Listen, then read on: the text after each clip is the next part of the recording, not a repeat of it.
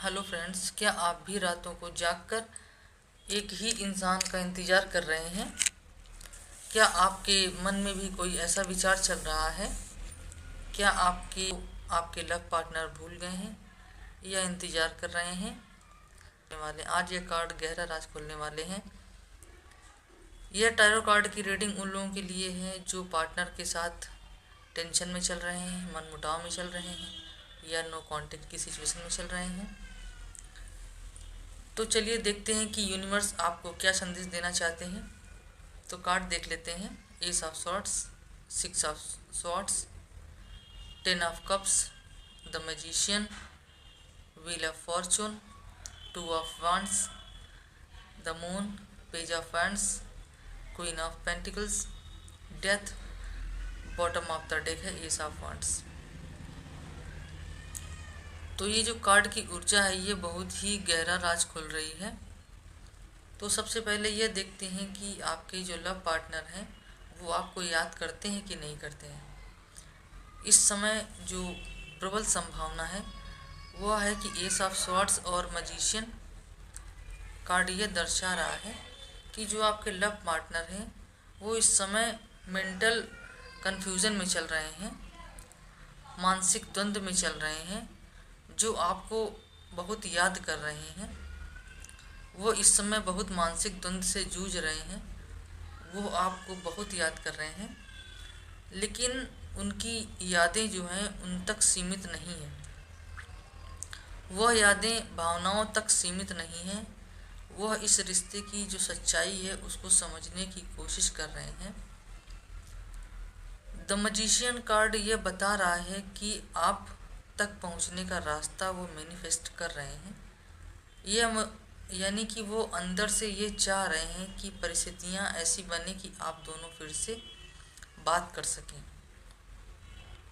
Ten of cups जो है वो कह रहा है, वो स्पष्ट बता रहा है कि उनके मन में आपके लिए एक पूर्ण परिवार और सुखद भविष्य की गहरी इच्छा है।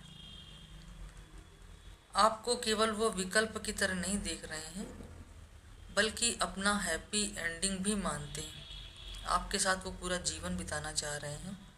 आपके लव पार्टनर लेडीज़ हो या जेंट्स हो, आप अपने हिसाब से देख लीजिएगा कि आपका क्या जेंडर है। यह किसी भी जात के लिए है, किसी भी धर्म के लिए है, सिर्फ लव पार्टनर के लिए है और कुछ नहीं। अब ये देखते हैं कि बात ना करने का कारण क्या है, उनकी क्या मजबूरी है, आपसे बात क्यों नहीं कर रहे हैं या कर रही हैं। क्या कोई इसमें थर्ड पार्टी का इन्वॉल्वमेंट है? यहाँ द मून और सिक्स ऑफ स्वॉर्ड्स का आना ये संकेत दे रहा है ऐसी पॉसिबिलिटीज़ हैं कि उनके जीवन में कुछ ऐसी बातें या ऐसी परिस्थितियाँ इस समय मौजूद हैं जो अभी तक आपके सामने नहीं आई हैं, या फिर आपको जानकारी भी नहीं है, आपको अनुमान भी नहीं है। मजबूरी फ़िलहाल ये है कि फ़िलहाल वो इमोशनली बहुत वेटेड महसूस कर रहे हैं, भारी महसूस कर रहे हैं। किसी पुरानी परिस्थिति से बाहर निकलने की कोशिश कर रहे हैं। परिस्थिति उनकी कोई भी हो सकती है, उनके घर की हो सकती है या कोई थर्ड पार्टी का इन्वॉल्वमेंट भी हो सकता है, लेकिन इमोशनली वो बहुत भारी महसूस कर रहे हैं। सिक्स ऑफ स्वॉर्ड्स जो बता रहा है कि द मून ये इशारा कर रहा है कि उनके मन में किसी तरह का कोई डर है या कोई कन्फ्यूज़न है। इसमें हो सकता है कि इसमें कोई ब्लैक मैजिक का भी इन्वॉल्वमेंट हो, आपके खिलाफ कोई कराया हो किसी ने कुछ ऐसा, या कोई बाहरी व्यक्ति थर्ड पार्टी भी हो सकती है जो उन्हें आपके खिलाफ भड़का रही है। वो किसी भी कंडीशन में थर्ड पार्टी नहीं चाहती कि आपका फिर से अटैचमेंट उनके साथ हो, इसलिए ऐसा हो। या फिर ऐसा भी हो सकता है कि उनके परिवार में उनके घर की रिश्तेदार भी हो सकते हैं, उनकी मदर भी हो सकती हैं, परिवार की कोई जिम्मेदारियां हों, क्योंकि क्वीन ऑफ पेंटिकल्स उन्हें बांधे हुए है घर से, घर के लोग उनको जकड़े हुए हैं। वो इस समय बैलेंस बनाने की बहुत कोशिश कर रहे हैं, इसीलिए वो चुप हैं, शांत हैं। अब ये समझने की कोशिश करते हैं कि आपकी कौन सी बात को वो याद कर रहे हैं। पेज ऑफ वैंड्स जो है क्वीन ऑफ पेंटिकल्स से बता रहे हैं कार्ड कि उन्हें आपकी केयरिंग नेचर, आपका जुनून बहुत याद आता है। जो आपके रिश्ते में, जो आपकी वजह से रिश्ते में आता था, उन्हें याद है कि कैसे आप उनके जीवन में स्थिरता और प्यार से भर देते थे। आपकी जो पुरानी बातें हैं, आपके मैसेजेस हैं, आपका बचपना है, उनके दिमाग में सर्कुलेट करता रहता है, घूमता रहता है। इस समय अगला कदम वो क्या करने वाले हैं? अगला कदम ये हो सकता है कि व्हील ऑफ फॉर्चून और डेथ का कार्ड आया है इसमें। तो इसमें आपका जो रिश्ता है एक बहुत बड़े चेंज के मुहाने पर खड़ा हुआ है, और ये आप पर निर्भर करता है कि आप इस रिश्ते के साथ क्या करना चाहते हैं।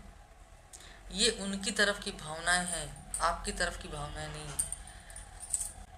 डेथ का कार्ड और एस ऑफ वैंड्स का जो कार्ड है वो पुराने टेंशन, पुराने झगड़ा या खामोशी का अंत होने वाला है। इस अंत के साथ एक नई ऊर्जावान शुरुआत होने वाली है। व्हील ऑफ जो फॉर्चून है, तो इस समय का पहिया घूम रहा है। जो दूरियां आई थी वे खत्म होकर होने की दिशा में है, जो दूरियां आई थी वो खत्म होने की दिशा में है। टू ऑफ वैंड्स ये कार्ड बदलाव का कार्ड है। वो बहुत जल्दी आपकी तरफ ठोस कदम उठाना चाहते हैं। अब आपके ऊपर निर्भर करता है कि उस ठोस कदम का आप क्या करते हैं। ये उनकी तरफ की ऊर्जा शो कर रही है। बॉटम ऑफ द डेक है एज ऑफ वैंड्स, यानी कि एक ऐसी चिंगारी जिसकी शुरुआत आपके पार्टनर मजबूरी को ख़त्म करना चाहते हैं। अब खत्म होने वाली मजबूरी जो है, यानी एक नई चिंगारी, एक नई शुरुआत, आपके पार्टनर की मजबूरी अब खत्म होने वाली है, और वे एक नई स्पष्टता के साथ आपकी ओर लौटना चाहते हैं। इस रीडिंग को आप क्लेम जरूर करिए, इस रीडिंग को लाइक करिए और इस रीडिंग को क्लेम जरूर करिए, क्योंकि रीडिंग बिना क्लेम किए बिल्कुल अधूरी रहती है। आपकी किस्मत का पहिया घूमने के लिए 777 कमेंट्स बॉक्स में लिख के मुझे भेजिए। और अगर आपको लगता है, आपको श्योर और पता है कि थर्ड पार्टी का इन्वॉल्वमेंट इसमें है, तो आप रिमूव निगेटिविटी लिखिए कमेंट बॉक्स में और मुझे भेजिए। और इन सबों में एक टोटका मैं आपको बता रही हूँ। इस टोटके को आप लेडीज़ हो या जेंट्स हो, आप अपने हिसाब से कर लीजिएगा, लेकिन इस टोटके को करिएगा जरूर। ये बहुत असरदार टोटका है। चारपाई में लेटते हो या तखत में लेटते हो या बेड में लेटते हो, तो आपकी खोपड़ी के नीचे जहाँ आप लेटते हैं, एक कांच के गिलास हो या स्टील का गिलास हो जिसमें आप पानी पीते हो, जो भी आपके घर में उपलब्ध हो, या लोटा कोई उपलब्ध हो, तो उसमें 1 चम्मच नमक डालिए और उसमें साफ़ पानी, साफ़ बर्तन हो, साफ़ पानी हो, और उसमें 1 चम्मच डालिए नमक, सेंधा नमक।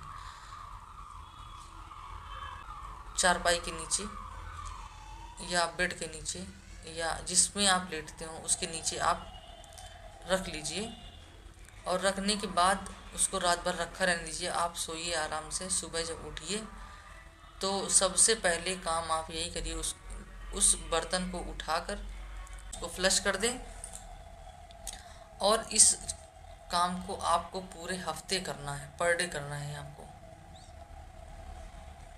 ये इसकी रेमेडी है, ये करिए ज़रूर, ये बहुत असरदार रेमेडी होती है। चैनल को लाइक करिए, सब्सक्राइब करिए, शेयर करिए।